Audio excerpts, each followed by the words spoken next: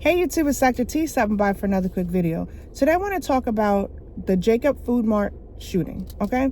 So in the video that I'm going to link below, you will see that there's a guy in a red jumpsuit, right? And then you see a guy in a black jacket. So the guy in the red, he's being the aggressor. And the guy in the black is trying to tell him, just, kind of de-escalate it and just let him know that he's not entertaining this drama, this conflict at the time. Then the video shows the two of them inside the food mart.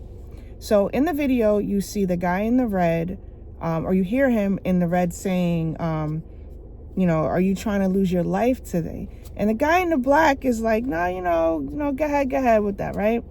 Are you trying to lose your life tonight? So he's telling him, go ahead with that, right? He's not entertaining it. Then the guy in the red decides to pull a pistol from his waistband, and the guy in the black, again, this all happens very fast, it isn't fazed by it, and then there's a guy to the left of them, which at the time no one knew that was a police officer who was conducting a underage alcohol sting at that food mart. What also many did not know is that outside of the store was another police officer. So in the video, you'll see that the police officer is essentially like in the middle, but at an angle in the middle, in between both of the guys. The guy in the red, who's the aggressor, the guy in the black, who's the victim. So what happens is the cop turns around and he shoots the guy in the red. Now, he was exiting the store, but he was still, being shot at. And from what I heard, that the guy in the, outside, the cop outside of the food mart also shot at the guy in the red. Now, this is a lesson to learn for many. One, don't bring a replica to a real gunfight, okay? This is happening in North Carolina. A lot of people carry in North Carolina. So one, I don't know what he was thinking. Okay. The problem that, is present in this video is one, people have to learn to not get into stupid arguments. De-escalating is very, very important. And that day, the guy, chose violence that day. He thought that he was going to be able to, talk to anybody how he wanted to, conduct himself how he wanted to, and there'd be no consequences.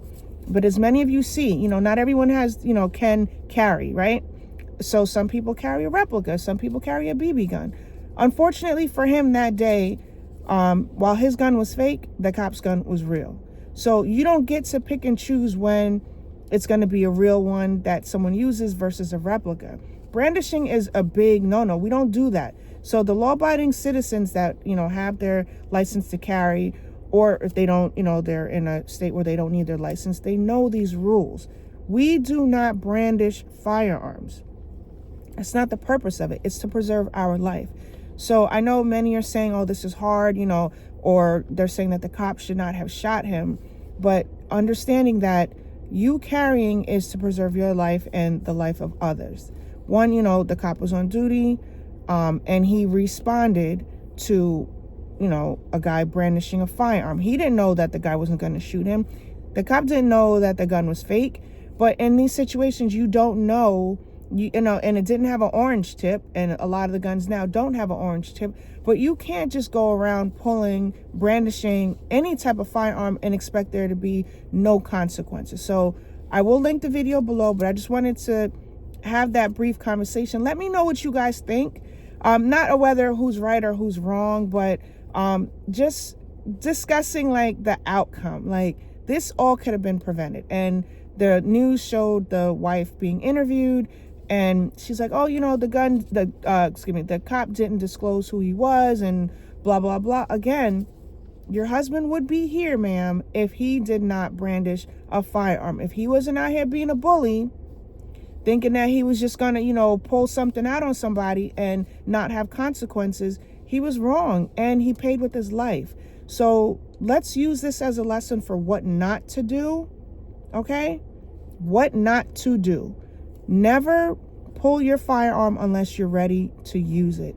And if it's to preserve your life. It's not a game out here. A lot of people are carrying, and you're not going to know who's a cop, who's a regular law-abiding citizen, who's a bad guy, until the bad guy sets the tone. And again, he paid with his life. So I just want to share that with you guys. I'll link the video below. Please like, share, and subscribe, and let me know your thoughts on this whole situation, right?